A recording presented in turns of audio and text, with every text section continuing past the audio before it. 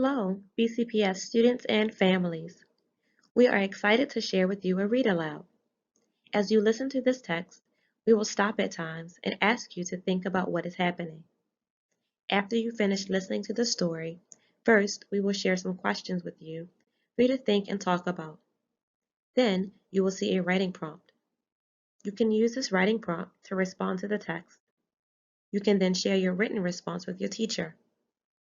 Finally, you will see some project ideas for enrichment and ways to have fun interacting with books. This week, as you listen to A Bad Case of Stripes, analyze the characters, setting, and plot in this text. This will help you identify a theme in the story. Now, let's read A Bad Case of Stripes by David Shannon. A big thank you to Big Sky Press, an imprint of Scholastic, for allowing us to share.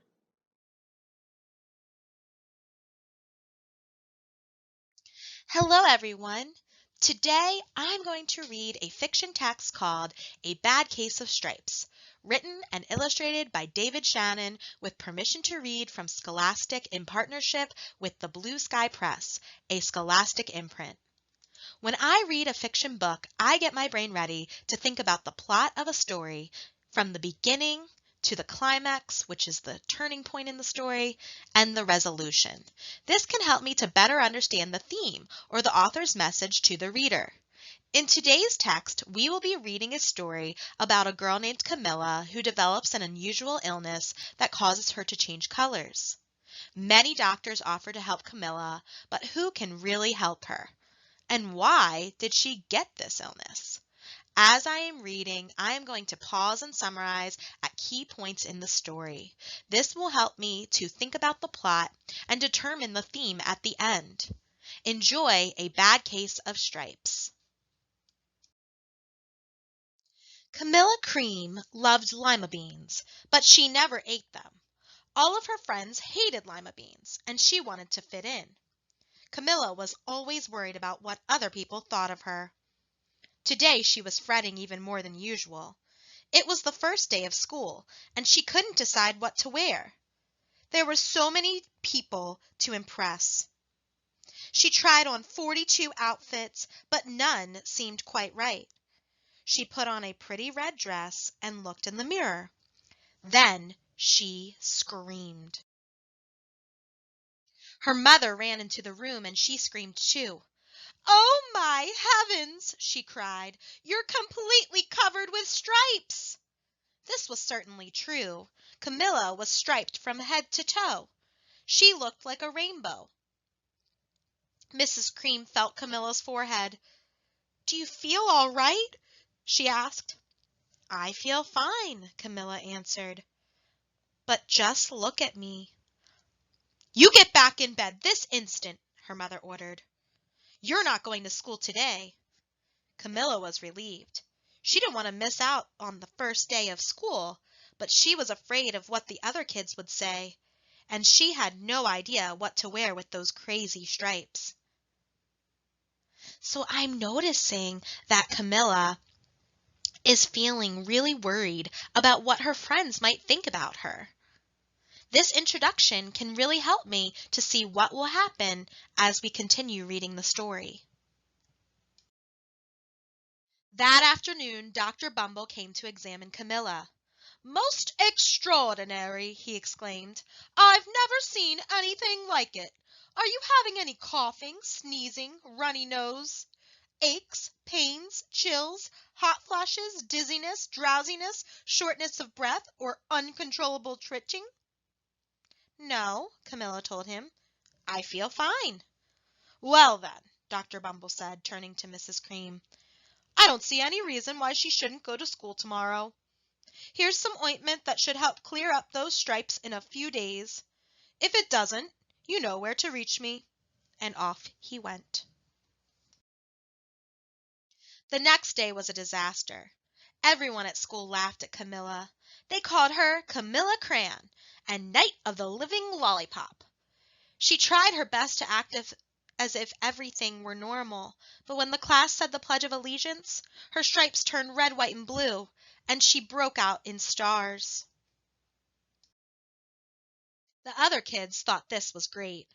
One yelled out, "Let's see some purple polka dots!" Sure enough, Camilla turned all purple polka dotty. Someone else shouted, "Checkerboard!" and a pattern of squares covered her skin. Soon everyone was calling out different shapes and colors, and poor Camilla was changing faster than you can change channels on a TV. I'm going to pause and summarize what's happened in the story so far. In the beginning, Camilla woke up with a bad case of stripes. After seeing the doctor, it was decided that she would attend school. However, this did not turn out so well for Camilla. She changed so many different colors, and the students in her class were teasing her. Let's read on to find out what happens next. That night, Mr. Harms, the school principal, called. "I'm sorry, Mrs. Cream," he said. "I'm going to have to ask you to keep Camilla home from school. She's just too much of a distraction, and I've been getting calls from the other parents. They're afraid those stripes may be contagious." Camilla was so embarrassed. She couldn't believe that 2 days ago everyone liked her. Now, nobody wanted to be in the same room with her. Her father tried to make her feel better. "Is there anything I can get you, sweetheart?" he asked. "No, thank you," sighed Camilla. What she really wanted was a nice plate of lima beans, but she had been laughed at enough for one day.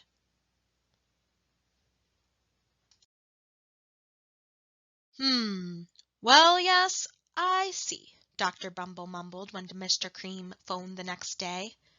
"I think I'd better bring in the specialists. We'll be right over."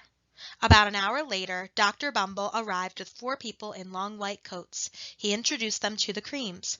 "This is Dr. Grop, Dr. Sponge, Dr. Cricket, and Dr. Young." Then the specialists went to work on Camilla. They squeezed and jabbed, tapped and tested. It was very uncomfortable. "Well, it's not the mumps," concluded Dr. Grop. "Or the measles," said Dr. Sponge. "Definitely not chicken pox," put in Dr. Cricket. "Or sunburn," said Dr. Young. "Try these," said the specialists. They each handed her a bottle filled with different colored pills. "Take one of each before bed," said Dr. Grop. Then they filed out the front door, followed by Dr. Bumble. That night Camilla took her medicine. It was awful. When she woke up the next morning, she did feel different. But when she got dressed, her clothes didn't fit right. She looked in the mirror, and there, staring back at her, was a giant, multicolored pill with her face on it. Dr. Bumble rushed over as soon as Mrs. Cream called, but this time, instead of the specialists, he brought the experts. Dr. Gourd and Mr. Mellon were the finest scientific minds in the land. Once again, Camilla was poked and prodded, looked at and listened to. The experts wrote down lots of numbers. Then they huddled together and whispered. Dr. Gourd finally spoke. "It might be a virus," he announced with authority. Suddenly, fuzzy little virus balls appeared all over Camilla. "Or possibly some form of bacteria," said Mr. Mellon. Out popped squeakly little bacteria tails. "Or it could be a fungus," added Dr. Gourd. Instantly, Camilla was covered with different colored fungus blotches. The experts looked at Camilla, then at each other. "We need to go over these numbers again at the lab," Dr. Gourd explained. "We'll call you when we know something." But the experts didn't have a clue, much less a cure. This is getting really bad for Camilla. So far, what's happened is she is beginning to get worse and worse as the doctors are working on her. When the specialists came, they gave her a prescription for some medicine, but the medicine turned out to be awful. She had turned into a giant pill. And then, when the experts came, they made Camilla turn into a lot of different things like bacteria and viruses and funguses. Again, Camilla is just turning into anything anyone talks about. So this is getting really bad for her. Let's read to find out what happens next. By now, the TV news had found out about Camilla. Reporters from every channel were outside her house telling the story of the bizarre case of the incredible changing kid. Soon a huge crowd was camped out on the front lawn.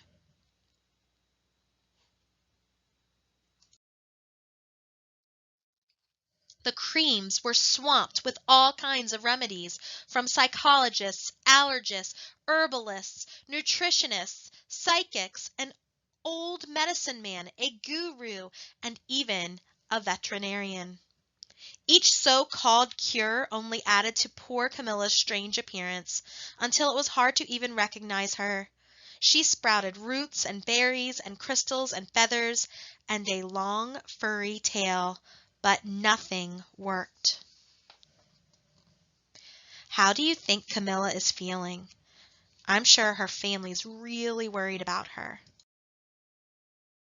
One day, a woman who called herself an environmental therapist claimed she could cure Camilla. "Close your eyes," she said. "Breathe deeply and become one with your room." "I wish you hadn't said that," Camilla groaned. Slowly, she started to melt into the walls of her room. Her bed became her mouth. Her nose was a dresser, and 2 paintings were her eyes. The therapist screamed and ran from the house. "What are we going to do?" cried Mrs. Cream. "It just keeps getting worse and worse." She began to sob. I'm going to pause here and think about what has happened in the story so far. So it seems that Camilla continues to turn into anything anyone talks about. She's now her room, which is the very worst or the climax that we have been reading. Let's read on to see what happens next. At that moment, Mr. Cream heard a quiet little knock at the front door. He opened it, and there stood an old woman who was just as plump and sweet as a strawberry. "Excuse me," she said brightly, "but I think I can help." She went into Camilla's room and looked around. "My goodness," she said with a shake of her head, "what we have here is a bad case of stripes. One of the worst I've ever seen." She pulled a container of small green beans from her bag. "Here," she said, "these might do the trick." "Are those magic beans?" asked Mrs. Cream. "Oh my, no," replied the kind old woman. "There's no such thing. These are just plain old lima beans. I'll bet you'd like some, wouldn't you?" she asked Camilla. Camilla wanted a big, heaping plate full of lima beans more than just about anything, but she was still afraid to admit it. "Yuck," she said. "No one likes lima beans, especially me." "Oh dear," the old woman said sadly. "I guess I was wrong about you." She put the beans back in her bag and started toward the door. Camilla watched the old woman walk away. Those beans would taste so good, and being laughed at for eating them was nothing compared to what she's been going through. She finally couldn't stand it. "Wait!" she cried. "The truth is, I really love lima beans." "I thought so," the old woman said with a smile. She took a handful of beans and popped them into Camilla's mouth. "Mmm," said Camilla. "What do you think is going to happen?" Suddenly, the branches, feathers, and squiggly tails began to disappear. Then the whole room swirled around. When it stopped, there stood Camilla, and everything was back to normal. "I'm cured!" she shouted. "Yes," said the old woman. "I knew the real you was in there somewhere." She patted Camilla on the head. Then she went outside and vanished into the crowd.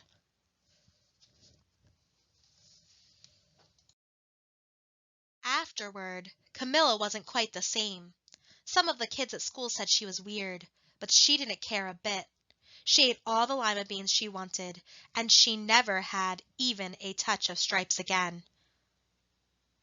Before I started reading A Bad Case of Stripes, I told you that we would be thinking about the plot as we read, and so I paused at certain points to summarize what was happening.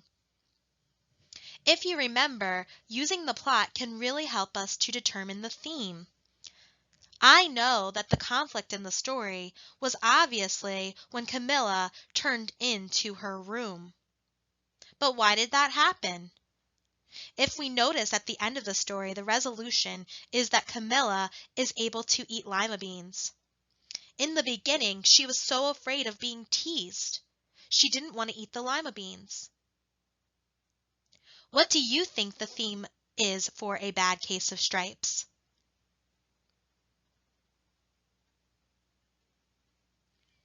I hope you enjoyed this book. Welcome back. I hope you enjoyed the story as much as I did.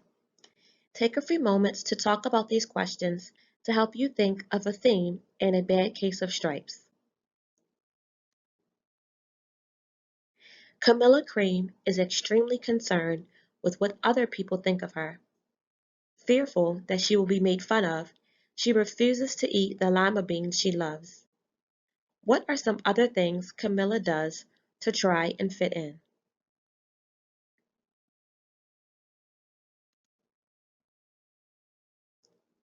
The doctors couldn't figure out what was wrong with Camilla, and the news reporters camped outside of her house.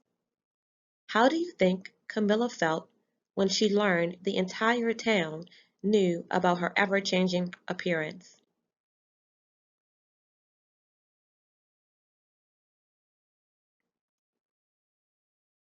When the little old lady offered Camilla lima beans, she initially denied them. After Camilla finally ate them, she returned back to normal. What do you think the little old lady meant when she said, "I knew the real you was in there somewhere"?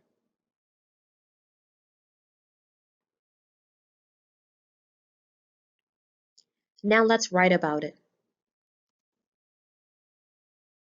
Readers can infer things in text by taking a close look at the setting, plot, and character experiences.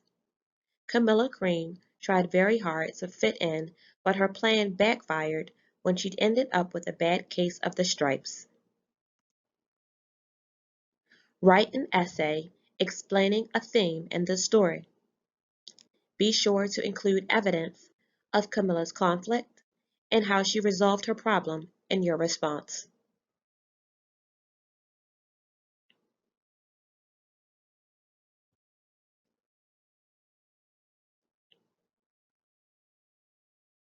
Now let's have some fun. Camilla Cream was extremely concerned with what other people thought of her. Imagine your school counselor has launched a BU campaign. Create a poster for the campaign that will help students celebrate their unique qualities. Camilla Cream did not want her friends to know about her love for lima beans. What is something you really enjoy that you haven't shared with a lot of other people? Create an infographic sharing all the fun facts about something you enjoy eating or doing.